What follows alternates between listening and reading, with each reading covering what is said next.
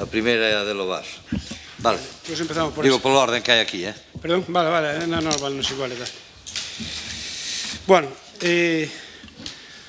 antes de nada, agradecer o debate sobre un tema que eu creo que en general ten pouca discusión, non? Os tres partidos políticos os dous partidos políticos, tanto o Partido Popular como o Partido Socialista, como o Bloque Nacionalista, todos temos unha larga historia de estar poñendo e quitando solucións para tanto o Mosteiro como para o Castro de Lobás, como para o que é, en definitiva, o patrimonio. Carballiño ten un problema histórico, non? Ten unha asignatura pendiente que, por ser un concello relativamente moi novo, non temos un patrimonio histórico como pode ter Allariz, como pode ter Ribadavia, e, sobre todo, non temos propiedades que se podan traballar sobre elas para embelecer o noso pobo, para manteñer a nosa historia, non? Probablemente, máis alá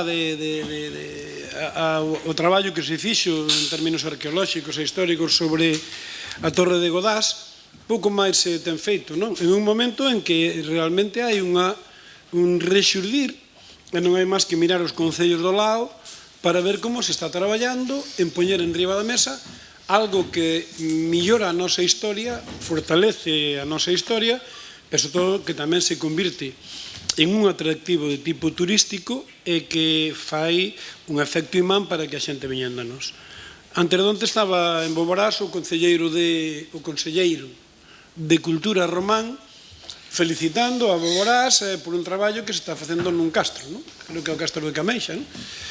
En Beariz están recuperando uns castros e tamén hai un apoio importante para el. E mesmo un Maside, o castro creo que é de Santa Mariña, ao lado en Armeses, pois é un traballo que se está facendo ali e que é moi interesante. Bueno, o Carballiño, tamén moita xente, a mellor non está neso, pero tal, dentro de todo ten un núcleo singular que está moi abandonado e que vas ali e che cae a alma aos pés, que é a aldea do Mosteiro, non? A aldea do Mosteiro ten dous grandes focos, intento ser rápido e tal, un deles nin máis nin menos que un castro singular, o Castro de Lobás.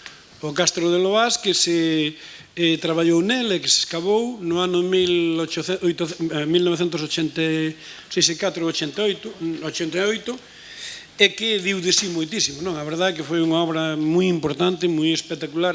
Eu acórdome daquela, era Argimiro, creo que era alcalde Argimiro, sí.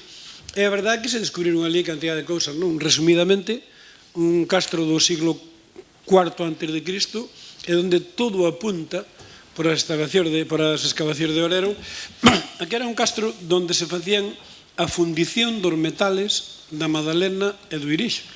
Seguramente moita xente que non está aquí vinculado ao Carballiño, aínda que vive aquí, non sabe que o Carballiño ten moita riqueza mineira, que a Madalena e Larouce son yacementos de ouro históricos e moi importantes, e de estaño, que as minas de Loureiro foron singulares e moi importantes, e que incluso na zona de, subindo po Irixo, toda aquela costa entre a Madalena, por un lado, a caída este e a caída norte, que había moito. Pois aí parece que era un centro de fundición, e tamén deixo que era outra cousa que creo que sí é moi bonito históricamente, donde hai moita documentación que recolle que o Castro do Mosteiro de Lobás, a través de camiños, ainda hai algún resto, se estaba unido a un gran yacimento aurífero que era o Puzo do Lago, e o Puzo do Lago unido ao Castro de San Cibrán de Las, e de San Cibrán de Las había outra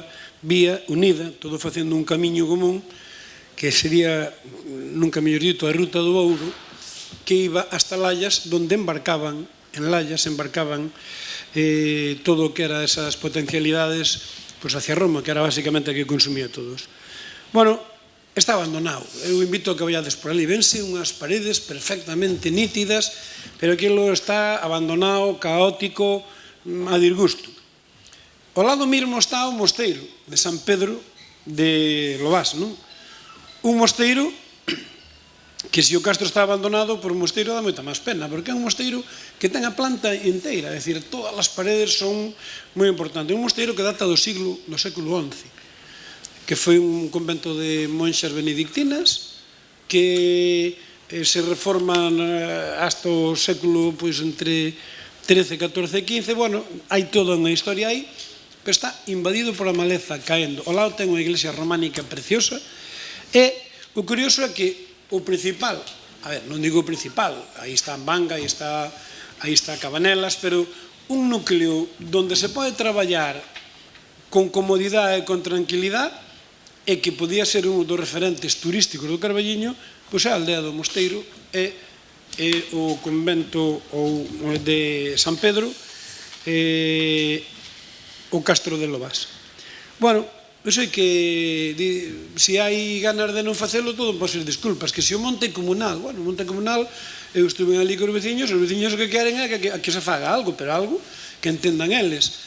É que o convento da iglesia, bueno, a iglesia, poño un exemplo porque somos de Carballiño e a iglesia, en aqueles bienes, fundamentalmente retorales e bens que ten, que non pode atender, está nun proceso de venta. Aquí vendeuse unha das pezas máis bonitas e máis singulares que ten a iglesia na comarca do Carballiño, vendeuse a retoral de Anllo. Para min é das retorales máis bonitas, xunto ca de Barranca e un piñor que creo que tamén está en venta, e venderonla por unha cantidad, a ver, o diñeiro é moito diñeiro, pero se eu entendín ben, venderonse por 150.000 euros. Parece 5 hectáreas de terreo cunha retoral espectacular nunha vista do Ribeiro. Bueno, estamos dicindo que a iglesia hasta de agora tiña os seus cotos moi pechados, nin compraba, nin vendía, pero probablemente ante a debacle patrimonial que está sufrindo, non dá atendido, está poñendo a venta e, digamos, esclaustrando determinados tipos de cousas. Cal é a idea que poñemos aquí e que lle pedimos á Corporación de Carballiño? Bueno, pois que empecemos a actuar. Estas non son cousas que se fan dun día para outro, pero por onde deberíamos de empezar a actuar? Bueno, hai un dato que se me permitides, que é moi importante. No ano 2020, Patrimonio mete na lista roxa, na lista vermella, o Mosteiro de Lobás, como xa dicindo que ou se actúa xa ou xa non se actúa nunca. Camiño Miñoto, paso por Carballiño, cerca do Camiño da Plata. É dicir, eu creo que hai 1000 oportunidades para, ademais de cumplir que a nosa responsabilidade de manteñer o noso patrimonio, que iso teña sostenibilidade, creando aí algo que pode ser beneficioso para Carballiño.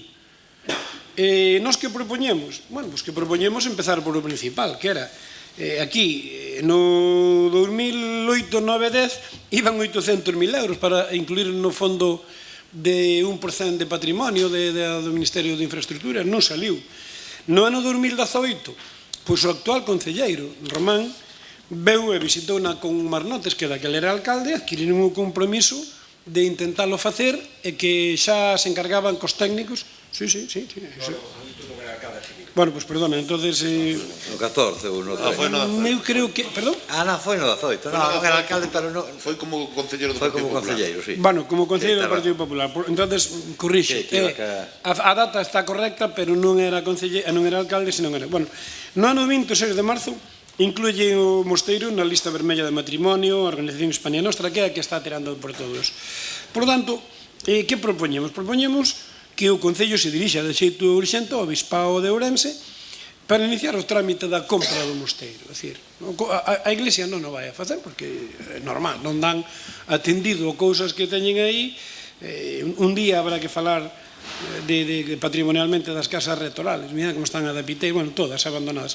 Pero entonces iniciar unha negociación co Bispao para comprar iso, que ten que ser por un precio testimonial.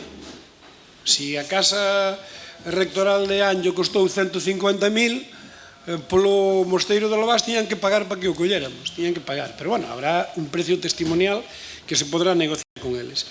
E pois, retomar a Consellería, negociacións ca Consellería de Cultura, co Ministerio de Cultura, e poñer en marcha o que son unhas negociacións como está facendo o Concello de Maside, como está facendo o Concello de Beariz, como está facendo o Concello de Boborás e como está facendo todo o mundo, non? Eu creo que é algo que a Carballiño lle fai falta, de verdad. Por qué?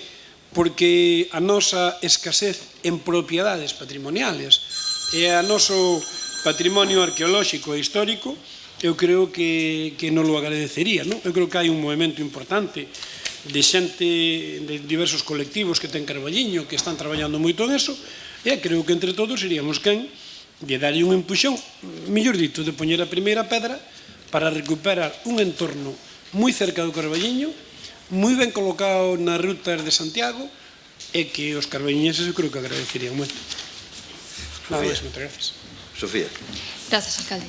Ben, bueno, todos, por suposto, compartimos que temos que poñer en valor o noso patrimonio cultural e histórico, non? Isto é un conxunto formado por 3 xoias milenarias, o Castro Celta, o Mosteiro e a Igrexa Románica, e bueno, é lamentable que se atope na situación na que está, porque se vamos ali, vemos como o Castro Celta, o único que atopamos que indique que aí hai un Castro Celta é unha sinal que pon Castro Celta, pero está totalmente a monte, comido pola maleza, non se ve absolutamente nada, que o mellor, bueno, pois un mínimo mantemento axudaría a que, bueno, mentras non se empezan as excavacións e non se poden facer outro tipo de traballo, telo un pouco máis aceitado, pero nin eso.